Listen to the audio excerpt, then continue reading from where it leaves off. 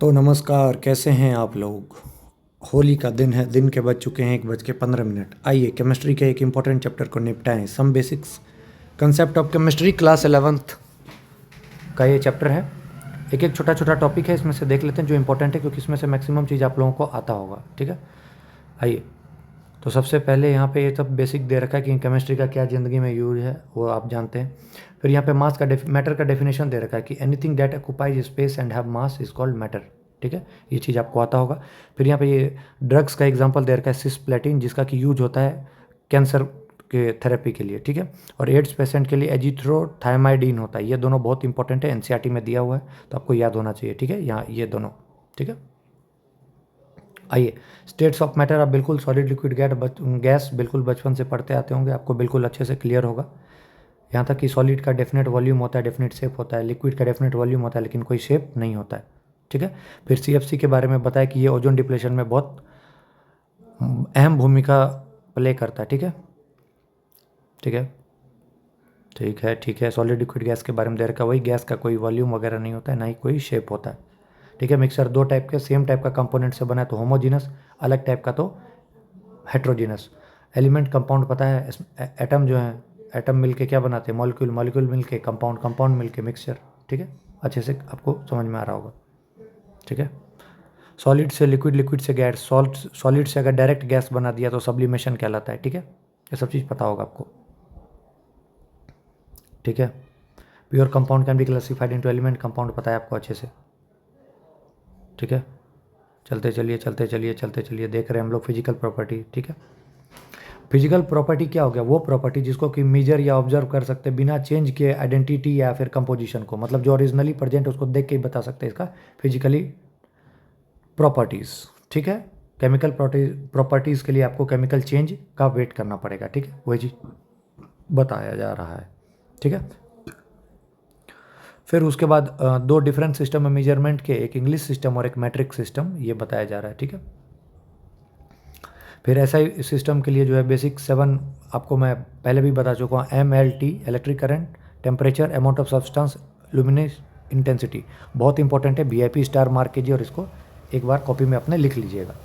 ठीक है, लेंथ का मीटर होता है, मास का किलोग्राम होता है, टाइम का सेकंड होता है, करंट का एम्पियर होता है, यूनिट का मोल होता है। अब आपको यहाँ पे यहीं पे एक चीज़ बता देता हूँ, खाली जगह थोड़ा सा जहाँ दिखे, हाँ। नंबर ऑफ मोल बराबर होता है मास अपॉन मॉलिकुलर वेट, या फिर number of atom upon number of particles जो पूछ रहा है अपॉन Na, मतलब 6.022 इंटू 10⁻23। ठीक है, तो ये फॉर्मूला याद होना चाहिए। अगर वॉल्यूम के फॉर्म में नंबर ऑफ मॉल का पूछेगा तो V/22/4। ठीक है, इंपॉर्टेंट है, ये सारा याद रखिएगा। फिर किसको क्या बोलते हैं ये यहाँ से देख लीजिए, जेप्टो, सेंटी, मिली, माइक्रो, नैनो, ये सब देख लीजिएगा, क्वेश्चन आ जाता है। ठीक है, मास में क्या होता है, जो अमाउंट ऑफ मैटर जो प्रेजेंट है उसको मास बोलते हैं, और वेट क्या होता है कि force exerted by gravity on the object, उसको बोलते हैं। ठीक है, फिर आपसे वॉल्यूम का डेफिनेशन पूछ दिया था, तो amount of substance occupied by, amount of space occupied by substance, that is called its volume. ठीक है, फिर फ़ारेनहाइट से डिग्री में बदलना है, तो ये वाला फॉर्मूला आपको पता होगा, डिग्री फ़ारेनहाइट बराबर 9/5 डिग्री सेल्सियस प्लस 32। ठीक है, डेंसिटी अब बचपन से पढ़ते आ रहे, मास पर यूनिट वॉल्यूम बराबर डेंसिटी। ठीक है, क्लियर कट, समझ में आ गया। ऐसा यूनिट इसका पूछ सकता है, तो किलोग्राम पर मीटर क्यूब। ठीक है, ये सब चीज़ आप आराम से देखते आते होंगे, कोई दिक्कत नहीं है, बस एक बार बताना था तो मैं सोचा एक बार बता दूँ। ठीक है, ठीक है, प्रिसीजन यही नापने वापने का बता रहा है, कोई चक्कर नहीं है। ठीक है, ठीक है, फिर लॉ ऑफ, देखिए ये पूछ रहा है 1 लीटर में इतना सेंटीमीटर क्यूब, वही ये कंजर्वेशन है। लॉ ऑफ केमिकल कम्बिनेशन, ठीक है, law of conservation of mass, ये आपको पता है किसने, एंड AV लेवोजियर ने दिया था। ठीक है, law of chemical combination, conservation of mass किसने दिया था, क्वेश्चन पूछ सकता है, तो एंटोन लेवोजियर ने किया था। ठीक है, ठीक है, ये सब चीज़ आप देख लीजिएगा, बेसिक है, नाम पता होना चाहिए इसमें, साइंटिस्ट का नाम। लॉ ऑफ डेफिनेट प्रोपोर्शन किसने दिया था, तो जोसेफ प्रॉस्ट ने, ये नाम से इसमें क्वेश्चन पूछा जाता है हर बार। ठीक है, लॉ ऑफ डेफिनेट प्रोपोर्शन। ठीक है, ये सब चीज़ हम लोग पढ़ चुके हैं। ठीक है, ये सब चीज़ देखते चलिए आराम से, कोई ऐसा नहीं है।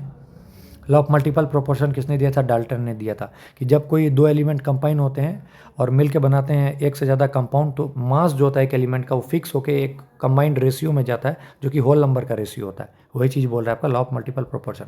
एवोगैड्रो लॉ मैंने आपको बता रखा था क्या होता है, पी बराबर एन आर टी, पी बराबर एन आर टी, पी बराबर एन आर टी याद रखना है। ठीक है, ठीक है। डाल्टन्स एटॉमिक थ्योरी आपने बहुत बार पढ़ा होगा कि मैटर जो होते हैं वो इंडिविजुअल एटम से बने होते हैं, कंपाउंड फॉर्म होता है जब एटम डिफरेंट एलिमेंट के एक कंबाइंड रेशियो फिक्स्ड रेशियो में मिलते हैं। सभी एटम जो होते हैं गिवन उसका आइडेंटिकल प्रॉपर्टीज़ होता है। ठीक है, ये सब चीज़ ये यहाँ पे लिखा है, देख लीजिए आप, यही डाल्टन का थ्योरी। ठीक है। आइसोटोप्स, आइसोबार में मैंने आपको अंतर बता रखा। आइसोटोप्स क्या होते हैं? Same atomic number different atomic mass, जबकि आइसोबार क्या होता है? Different atomic number same atomic mass. ठीक है, ठीक है। मॉलिकुलर वेट ये सब निकालना आपको आता है। ठीक है, देख लीजिए। ठीक है, मॉलिकुलर वेट निकालना जैसे इसका तो आपको पता है 6 का 1 का 12 होता है, 12 चौके 72, कैलकुलेट करके निकाल लीजिएगा। तो एक बार इस सम को भी आप देख लीजिए। ठीक है, मोल कंसेप्ट का मैंने आपको बेसिक फार्मूला बता दिया। ठीक है, ठीक है, वही है, सेम चीज़ चल रहा है, मास पर यूनिट वॉल्यूम बराबर डिफरेंस। लिमिटिंग रिएजेंट, देखिए जो कम अमाउंट में रहे that is called as limiting reagent. ठीक है, जो रिएक्टेंट में कम अमाउंट में प्रेजेंट होगा, सबसे कम अमाउंट में, that will be called as limiting reagent. ठीक है,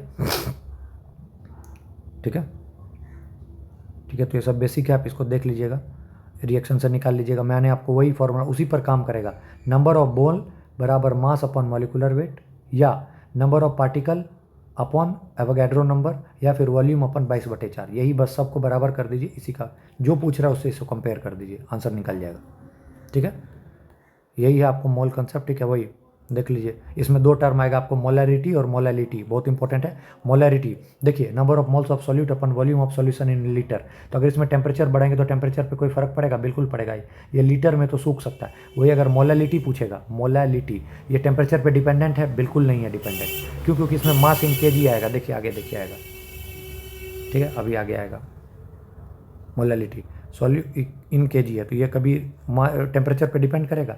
ठीक है, तो ये देखिए, molality of A solution does not change with the temperature, यही इस चैप्टर का सबसे इंपॉर्टेंट चीज़ है। ठीक है, मोलैलिटी टेम्परेचर के साथ कभी भी चेंज नहीं होगा, याद रखना है, बहुत इंपॉर्टेंट कंसेप्ट, यही क्वेश्चन में आएगा। ठीक है, तो मोलैलिटी और मोलैरिटी के बीच में आपको डिफरेंस पता होना चाहिए। ठीक है, ये जो मैंने आपको बताया, मोल फ्रैक्शन है number of moles upon moles of solution, ये चीज़ याद रखना है। ठीक है, बस यही कर लीजिए, आपका काम, ज़िंदगी आसान हो जाएगी मोल कंसेप्ट में। ठीक है, तो पहला चैप्टर था इस केमिस्ट्री का, आसान था, कर लिया होगा। उम्मीद करता हूँ कि समझ में आ गया होगा। शुक्रिया, धन्यवाद।